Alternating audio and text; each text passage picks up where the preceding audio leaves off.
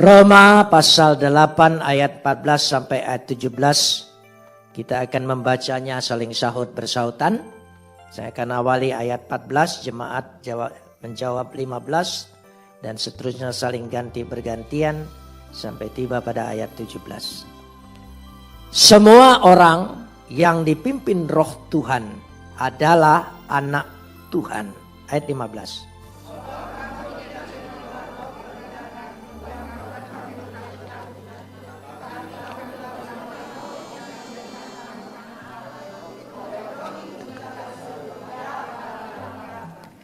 Roh itu bersaksi bersama-sama dengan roh kita bahwa kita adalah anak-anak Tuhan.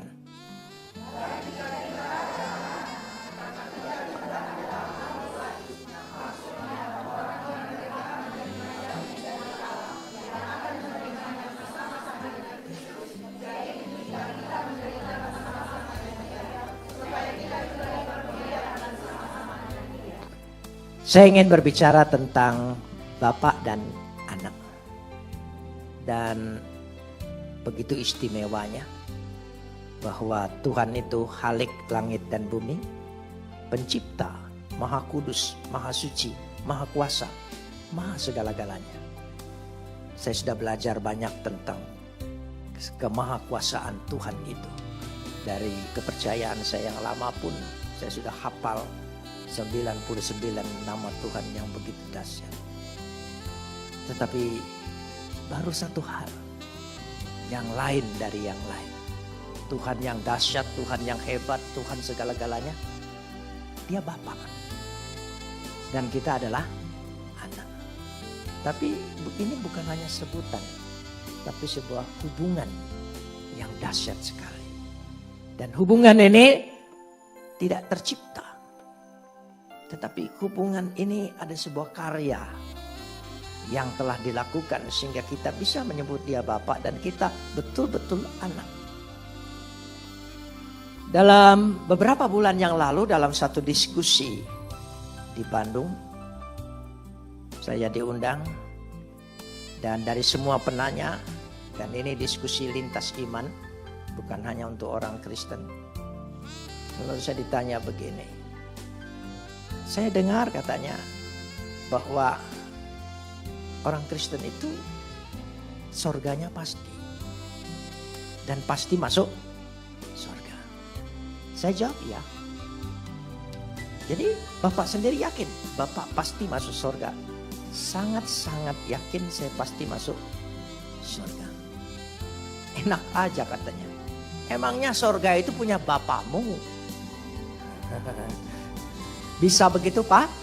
Pasti. Tepat saya bilang, surga itu punya Bapakku.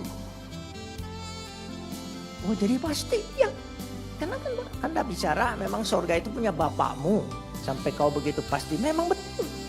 Doa kami juga berkata Bapa kami di surga. Sampai di situ diskusi itu saya tidak perlu lanjutkan. Tapi inilah sesuatu yang kadang-kadang kurang dihargai oleh kita. Kita menyapa Bapa itu seperti sebutan. Khalik langit dan bumi, penguasa, Tuhan. Segala macam sebutan. Dan kita menyebutnya itu bukan karena gelarnya. Tapi karena hubungannya.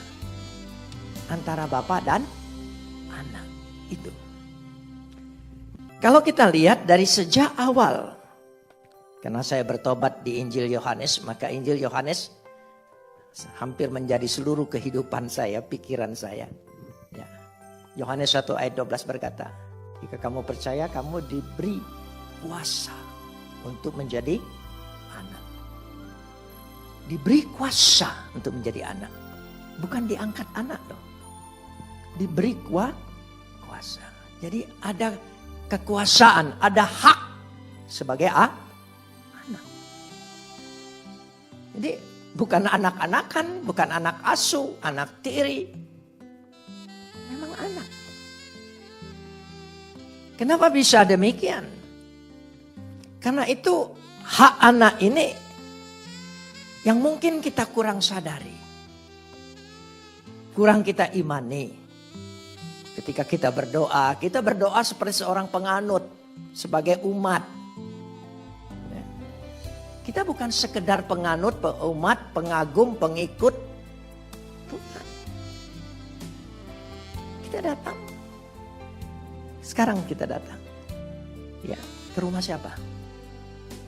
Ke rumah Bapa. Bukan ke rumah Tuhan. Itu gelar. Ke rumah Bapa. Anak sekaya apapun kalau datang ke rumah orang tuanya merasa punya hak. Tetapi kalau anak datang ke orang tua, dia dapat mengenang masa-masa hubungannya, masa kecilnya, masa lalunya. Makanan-makanan yang terindah dia bisa kenang semua. Dan dia bisa mengeluh, mengadu, manja. Mengadu, memohon.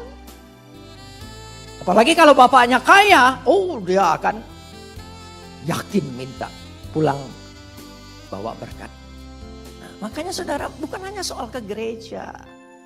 Saudara datang ke sini, prinsip esensinya ke rumah Bapa. Coba benarkan dulu sikap itu. Nanti ketika engkau berdoa minta sesuatu, imanmu lain. Karena merasa punya hak sebagai anak. Anak kan berhak untuk meminta sesuatu kepada Bapa. Ini penting, coba kita renung. Karena itu hak-hak itu dipelihara. Banyak cerita. Esau dan Yakub. Esau menjual apa? Haknya. Haknya. Sayang sekali. Dia harus menjual haknya. Sehingga dia harus bersumpah. Ya. Di situ. Masih ingat kisah anak yang hilang?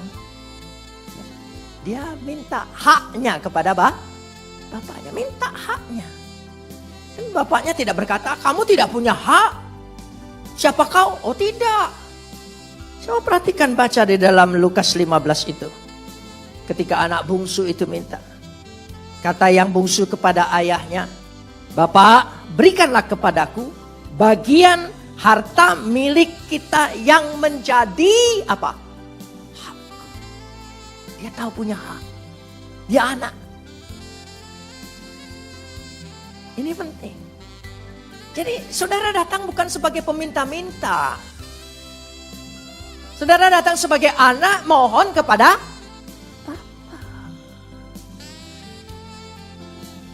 Coba kita perbaikin dulu posisi iman kita seperti itu.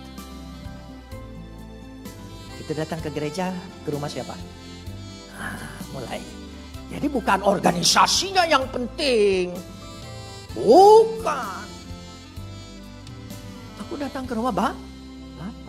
Di gereja mana saja kalau umat bersikap seperti ini. Dahsyat, saudara. Dahsyat. Ya. Jadi ke rumah Bapa. Di rumah Bapa banyak peraturan. Tapi anak tidak peduli. Saudara. Sebab peraturan itu buat pembantu. Bukan buat anak. Anak melanggar, melanggar berkali-kali, gak pernah diusir. Itu anak. Karena hubungan tadi. Jadi ketika saudara merasakan bukan simbol, bukan lambang ketika perjamuan kudus. Itu esensi untuk menegaskan hak engkau anak dan aku Bapak. Genetika kita satu. Jadi bukan sekedar simbol. Ada berakhir hubungan anak dengan bapak? Oh iya. Lalu katakan di sini Lukas 15. Lalu ayahnya membagi-bagikan harta kekayaan itu apa? Apa kalimat terakhir? Ya. Lalu ayahnya membagi-bagikan harta kekayaan itu apa? Saya ingin tanya, anak sulung dapat enggak? Kalau enggak make salah dia. Oh ini. Kalau enggak make salahnya dia. Banyak orang Kristen nggak pakai. Punya hak tapi tidak dipakai. Datang sebagai pengemis. Ayat ini. Jadi ingin menegaskan kembali Paulus. Kenapa bisa kita menjadi anak? Bapa yang maha suci, maha agung, maha mulia, maha segala-galanya.